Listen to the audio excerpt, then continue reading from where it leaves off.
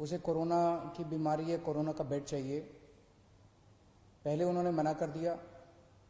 जब वो बहुत गिड़गिड़ाया तो उन्होंने कहा 2 लाख रुपए लगेंगे। मुझे विश्वास नहीं हुआ। अभी कुछ दिन पहले फिर एक दिन एक टीवी प्रोग्राम पे, लाइव टीवी प्रोग्राम के ऊपर एंकर ने एक हॉस्पिटल को फोन किया।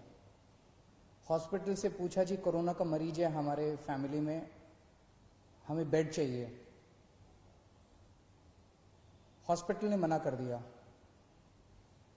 जब वो गिड़गिड़ाया तो हॉस्पिटल ने लाइव प्रोग्राम के अंदर कहा दूसरी तरफ से कि 8 लाख रुपए दे दो, बेड का इंतजाम हो जाएगा।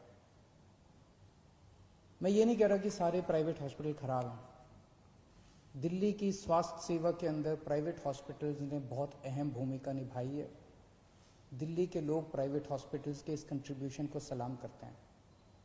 लेकिन कुछ चंद प्राइवेट हॉस्पिटल्स हैं जो इस महामारी के दौरान भी इस तरह की गलत हरकतें कर रहे हैं।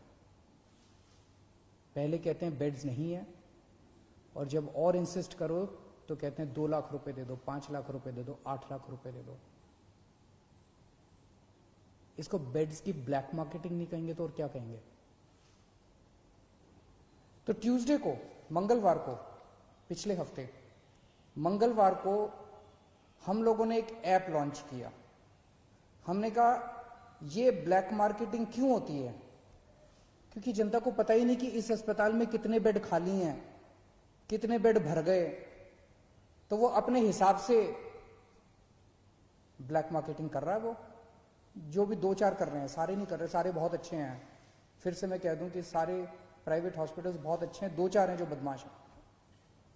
अगर हम इसको, हमने ये सोचा अगर हम इसको सारी जानकारी को ट्रांसपेरेंट कर दें, अगर हम जनता को बता दें कि भाई इस अस्पताल में इतने टोटल बेड हैं, इतने खाली हैं, इतने वेंटिलेटर हैं, इतने खाली हैं, तो जनता को सब पता चल जाएगा। फिर तो कोई गड़बड़ नहीं कर सकेगा। और पिछले मंगलवार को हम लोगों ने ये ऐप लॉन्च करके दिल्ली सरकार का, और सारे अस्पतालों की लिस्ट डाल दी कि किस अस्पताल में कितने बेड है, कितने खाली हैं। और फिर तो जो बवाल हुआ, मतलब ऐसे टूट के पड़े कई लोग इसके ऊपर, जैसे हमने कोई गुनाह कर दिया, जैसे हमने ये इंफॉर्मेशन डाल के गड़बड़ कर दी। अब लोगों को पता है कि इस अस्पताल का ये लिखा हुआ है, इसके अंदर 20 बेड है, खाली हैं 20 बेड, लेकिन ये बेड नहीं दे रहा। जब उसके पास जाओ तो कहता बेड नहीं है, झूठ बोल रहा है। 2 चीजें, इस बेड को अपडेट हम तो कर नहीं रहे, इन्हीं सबको हम लोगों ने पासवर्ड दिया हुआ है, तो उस ऐप के ऊपर अस्पताल खुद अपडेट कर रहा है कि मेरे इतने बेड खाली हैं, और फिर कहता है बेड नहीं है। तो दोस्तों, इसको तोड़ने में ये जो कुछ लोगों ने, चंद लोगों ने माफिया बनाया हुआ था, इसको तोड़ने में थोड़ा समय लग रहा है। ये पूरे के पूरे एकदम से रिएक्ट कर रहे हैं। कुछ इनमें कुछ चंद अस्पताल दिल्ली के इतने पावरफुल हो गए हैं, सभी पार्टियों के अंदर उनका पहुंच है, ऊपर तक पहुंच है। अंदर प्राइवेट में धमकी दी है उन्होंने कि हम नहीं कोरोना के मरीज लेंगे, जो करना है कर लो। मैं उनको कहना चाहता हूं, कोरोना के मरीज तो लेने पड़ेंगे तुमको। आप लोगों को दिल्ली में अस्पताल बनवाया था पैसे कमाने के लिए नहीं बनवाया था। आपका अस्पताल बनवाया था दिल्ली के लोगों की सेवा करने के लिए। ऐसी महामारी के दौर में मोस्टली अस्पताल सेवा कर रहे हैं, मोस्टली अस्पतालों का पॉजिटिव एटीट्यूड है। लेकिन जो 2-4 अस्पताल इस गुमान में हैं कि वो अपनी दूसरी पार्टी के अकाउंट जो बैठे हैं उनके जरिए वो अगर कुछ करवा लेंगे, वो अपनी ब्लैक मार्केटिंग करेंगे, तो उनको मैं आज चेतावनी देना चाहता हूं कि ये बख्शा नहीं जाएगा उनको। कल से मेरी टीम लगी हुई है, हमने 2-4 अफसरों को बिठाया है। जितने ये प्राइवेट अस्पताल हैं, जिस जिसकी लिस्ट है, जिस जिसको कहा गया है कि अपने अस्पताल में कोरोना की इलाज करो, एक एक के मालिक को कल से बुला रहे हैं। एक का मालिक आ रहा है, उनसे पूछ रहे हैं, उनसे साफ साफ कहा जा रहा है कि देखो कोरोना के मरीजों का इलाज तो करना पड़ेगा, इसके अलावा अगर तुम्हारी कोई समस्या है तो बताओ। इसके ऊपर कोई नेगोशिएशन नहीं होगी कि इलाज नहीं करेंगे, इलाज तो करना पड़ेगा। 20% बेड रखने पड़ेंगे। कुछ लोग कहते हैं जी 20% बेड कैसे रखें, हमारी व्यवस्था नहीं है। तो ठीक है, 20% मत करो, पूरे 100% बेड आपके कोरोना के लिए कर देते हैं। कुछ लोगों की जेन्युइन समस्या थी। कल से हमारी टीम कल 33 हॉस्पिटल्स के साथ बैठक हुई। आज बाकी सारे हॉस्पिटल्स कवर कर लेंगे, क्योंकि हम नहीं चाहते जिन लोगों की जेन्युइन समस्या है। जैसे एक हॉस्पिटल आया, उसने कहा कि हमारा जी कैंसर हॉस्पिटल है, कैंसर के मरीज आते हैं, वहां अगर कोरोना के भी साथ में होंगे तो दिक्कत होगी। ठीक है, तो उन्होंने कहा जी हमारा एक और हॉस्पिटल है जो जनरल है, हम उसमें 40% कर देते हैं, 20% की बजाय इधर का कोटा उधर कर देते हैं। बहुत अच्छी बात है, हमने उनकी बात मान ली। इसी तरह से किसी की कुछ और छोटी मोटी समस्या थी, किसी की और समस्या थी, सबकी समस्याओं का समाधान कर रहे हैं। बस एक ही चीज नॉन नेगोशिएबल है, हमारे दिल्ली के लोगों का इलाज करना पड़ेगा, कोरोना के मरीजों का इलाज करना पड़ेगा। इस पे कोई नेगोशिएशन नहीं होगी। दूसरी चीज ये कर रहे हैं, मुझे कुछ दिन का समय दीजिए, इसके ऊपर मैं मानता हूं कि पहली बार इस तरह से कोई ऐप देश के अंदर नहीं दुनिया के अंदर पहली बार बना है, जो हर अस्पताल के बेड और वेंटिलेटर का डेटा इस तरह से ट्रांसपेरेंट कर रहा है, जनता को बता रहा है, और जनता जाके डिमांड कर रही है। मुझे बड़ी खुशी है कि सारे टीवी चैनल वाले, सारे अखबार वाले फोन कर करके एक अस्पताल की रोज रिपोर्ट ले रहे हैं, कह रहे हैं इस अस्पताल को फोन किया उसने मना कर दिया, इस अस्पताल को फोन किया उसने मना कर दिया। लेकिन इसका कुछ थोड़ा बहुत फायदा भी हुआ है। ट्यूसडे को जब हमने इसको लॉन्च किया था, दिल्ली में सारे अस्पतालों को मिला के 2800 मरीज थे, और उसमें मैक्सिमम दिल्ली सरकार के अस्पतालों में थे। आज दिल्ली के 3900 मरीज हैं, 3900 मरीज हैं, 1100 मरीज ऐड हुए हैं मोस्टली प्राइवेट हॉस्पिटल्स के अंदर। वो इसी वजह से लोग, क्योंकि लोग अब इस जानकारी से सशक्त हो गए हैं और लोग जाके मांग रहे हैं। मैं फिर भी डिमांड करता हूं, कुछ लोगों को तकलीफ आ रही है, मैं देखता रहता हूं वीडियो, कुछ लोगों ने कहा कि मैं इस अस्पताल में गया, इस अस्पताल में गया, ऐप के ऊपर लिखा हुआ था। मैं आपकी जानकारी के लिए बता दूं, ये उन कुछ चंद अस्पतालों की बदमाशी है। कुछ दिन दीजिए मेरे को, अगर ये अस्पताल नहीं माने तो फिर हम सख्त कार्रवाई करने से बिल्कुल नहीं हिचकिचाएंगे। लेकिन मैं सभी अस्पतालों को बोल दूं कि आपको कोरोना के मरीजों की जांच तो करनी पड़ेगी। इसके साथ साथ एक और हम एक्सरसाइज कर रहे हैं कि दिल्ली सरकार का एक मेडिकल प्रोफेशनल दिल्ली सरकार की तरफ से हर प्राइवेट अस्पताल के रिसेप्शन पे बैठेगा, और वो हमें जानकारी देगा कि कितने अस्पताल, कितने बेड इसके अंदर भर गए और कितने खाली हैं। अगर कोई जाएगा तो वो इंश्योर करेगा कि उसको एडमिशन मिले। तो अब वो फॉल्स रिफ्यूजल जो है, जो अस्पताल बेड होते हुए भी मना करते हैं, जो चंद अस्पताल अगर बेड्स की ब्लैक मार्केटिंग करते हैं, ये धंधा बंद करेंगे अब दिल्ली के अंदर। एक दिक्कत जो कई लोगों ने, कुछ लोगों ने मुझे बताई कि अगर कोई पेशेंट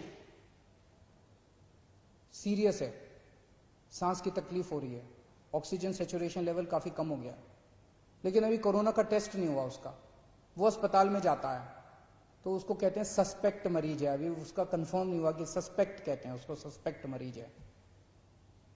ऐसे अस्पताल को कोई लेने को मना कर दे, ऐसे मरीज को सारे अस्पताल लेने को मना कर देते हैं, कहते हैं पहले जाके टेस्ट करा के आ। कहां से टेस्ट करा के आएगा?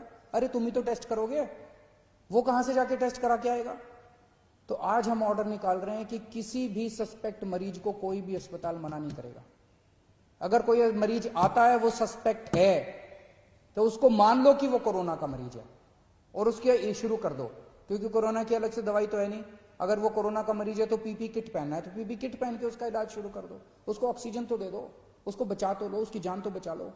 तो आज हम ऑर्डर पास कर रहे हैं, ऑर्डर की किसी भी सस्पेक्ट मरीज को मना नहीं किया जाएगा और अस्पताल उसका टेस्ट कराएगा, और टेस्टिंग के बाद अगर कोरोना आ जाता है तो अकॉर्डिंगली काम करेंगे, कोरोना नहीं आता है तो उसको नॉन कोरोना वार्ड में शिफ्ट कर दिया जाएगा।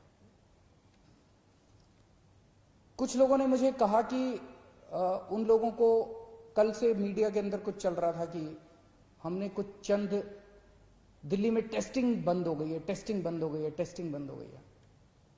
आज 5300 सैंपल आए हैं टेस्टिंग, 5300 सैंपल्स की टेस्टिंग हुई जो आज का डेटा है। तो टेस्ट बंद नहीं हुए। दिल्ली में 42 लैब्स 42 लैब सरकारी और प्राइवेट दोनों मिला के टेस्ट करती हैं। उनमें से 6 लैब ऐसी थी जो बदमाशी कर रही थी, ठीक से काम नहीं कर रही थी। उनके खिलाफ एक्शन लेना चाहिए, नहीं लेना चाहिए? उनके खिलाफ एक्शन लिया हम लोगों ने।